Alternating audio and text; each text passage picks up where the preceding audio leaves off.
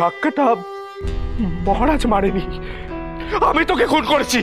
তারপর নিজেকে বাঁচানোর জন্য ওই মহারাজকে সারা জীবনের মতো ফাঁসিয়ে দিয়েছি আমি। আমি জানতাম তুমি সে মাথা গরম কিছু করতে পারে না, কিছু করতে পারে না। বাচ্চাদের মতো নরম মন, সে মরে গেলেও কখনো এরকম কাজ করতে পারে না।